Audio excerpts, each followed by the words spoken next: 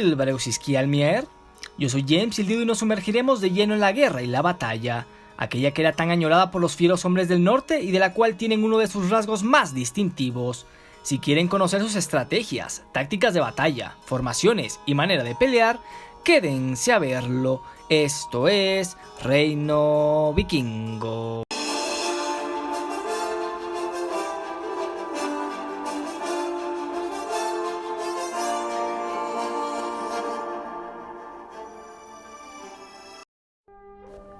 ¿Qué sería de los vikingos sin la guerra? Su sociedad, cultura y fe se basaban mucho en ello, y es verdad que los pueblos nórdicos fueron mucho más que saqueadores e invasores, pero lo cierto es que la batalla era parte de su día a día desde que nacían, y, a pesar de que en un inicio los Vanir, dioses más pacíficos y espirituales, tuvieran un escalón más arriba en su adoración, poco a poco su panteón y fe se adoctrinó a los Aesir, dioses más terrenales, orgullosos, fuertes y, sobre todo, adoradores de la guerra. No hace falta decir que el Valhalla, el lugar que todo vikingo añoraba ir al morir, estaba designado solo para albergar a los mejores y más honorables guerreros en batalla, así que, con toda seguridad, los nórdicos eran en su gran mayoría una sociedad guerrera. Y bien, antes de empezar, quiero recomendar dos librazos, mismos que sirven de fuente para este video, donde podrán instruirse a detalle sobre las tácticas de guerra de los vikingos. Estos son Vikingos en Guerra, de Kim Hyardar, y Los vikingos, el terror de Europa, de Paddy Griffith. Y ahora sí, sin más prólogo, comencemos. Hay que empezar diciendo que los vikingos no tenían un ejército profesional, como los que solemos conocer. En la mayoría del regimiento se encontraban hombres campesinos que tomaban su propia hacha de cortar madera y así se lanzaban a la batalla, con la esperanza de obtener oro de aquel saqueo y así mejorar su armamento y calidad de vida, por supuesto.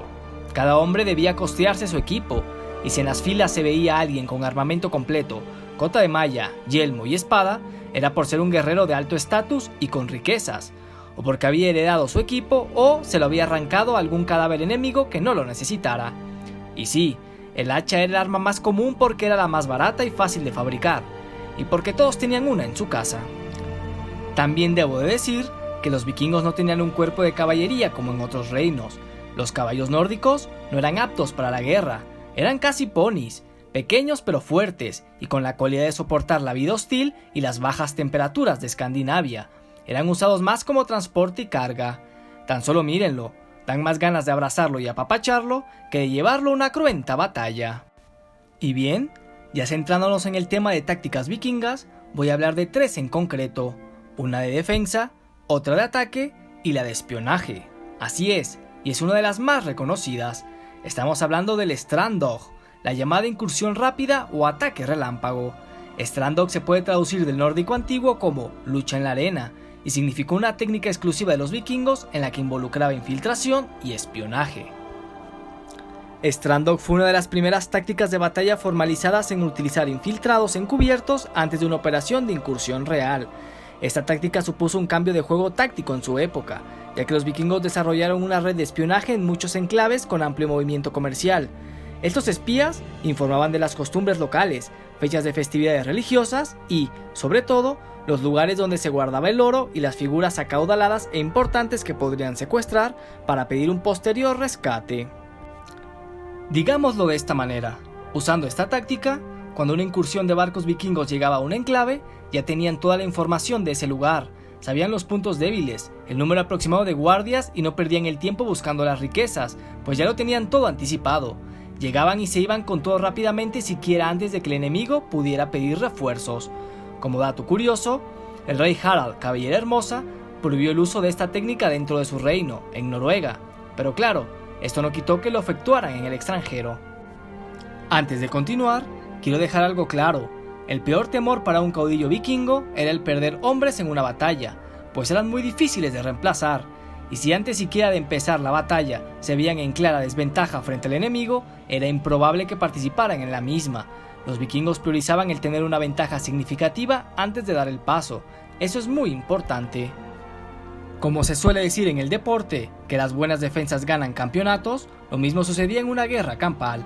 Así que ahora pasemos a una de sus formaciones más usadas en batalla, el Skaldborg, traducido del nórdico antiguo como muro de escudos. Esta era una táctica bastante convencional utilizada por los escandinavos en las batallas terrestres. Implicaba una formación similar a una falange de guerreros que tenían hasta 5 filas de profundidad. La línea del frente estaba compuesta por las tropas mejor blindadas, y sus escudos levantados y estrechamente sostenidos se enfrentaban al ataque enemigo. A juzgar por esta descripción simplificada, uno se inclinaría a pensar que el muro de escudos vikingo fue una maniobra puramente defensiva, pero esto no es del todo cierto, ya que también era una maniobra de ataque.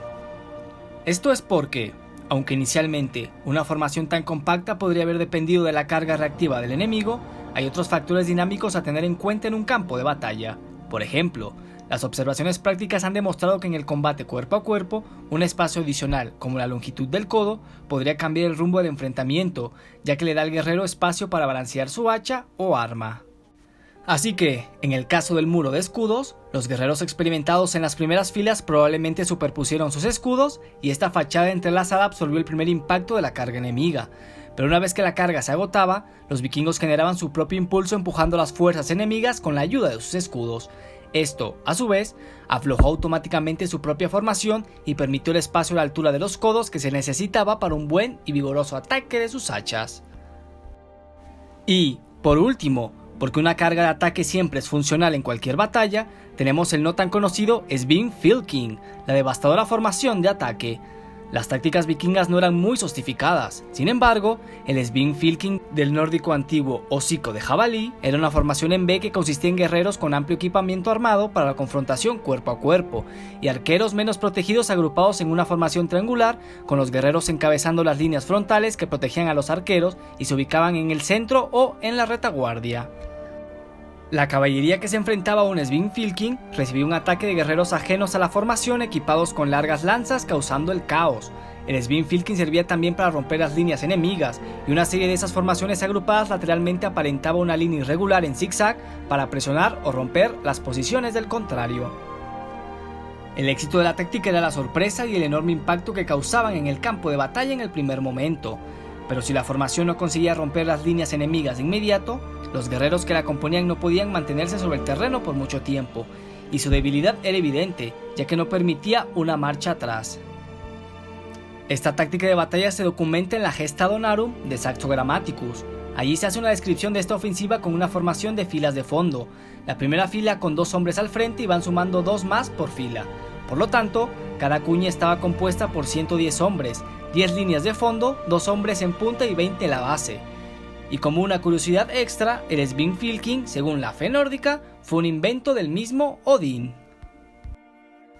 Es evidente que las formaciones vikingas en batalla eran de alguna manera básicas, pero a la vez efectivas y cumplían sus propósitos. Es verdad que no eran tan complejas como las formaciones romanas, las espartanas o las macedónicas, pero los guerreros vikingos que atacaban con fuerza y llenos de valor por su misma crianza, hacían devastaciones en las filas enemigas. Ahora quiero leerlos a ustedes. Dejen sus comentarios al respecto sobre lo que les parecen estas tácticas y no se olviden de echarle un ojo a los libros que les recomendé al principio, pues merecen mucho la pena. Esto fue todo por hoy. Espero que les haya servido para cultivarse. Dejen su like si les ha gustado, compartan y suscríbanse a mi canal para seguir viendo contenido. También pueden seguir en mis redes sociales del canal, Reino Vikingo en Facebook y en mis redes personales, James Pimentel en Instagram, Twitter y también Facebook. En todas subo contenido extra. Gracias por escucharme y nos vemos en la siguiente historia. Si eres apasionado de la mitología nórdica y la cultura de los vikingos y además quieres apoyarme, tienes que leer mi libro, El último de los dioses. Entra en un mundo lleno de historia y mitología nórdica, sigue los pasos finales de uno de los Aesir más poderosos, introdúcete en una historia llena de acción, guerras y batallas. Puedes adquirir tu copia digital en formato Kindle y pasta blanda a través de Amazon. El enlace te lo dejo en la descripción.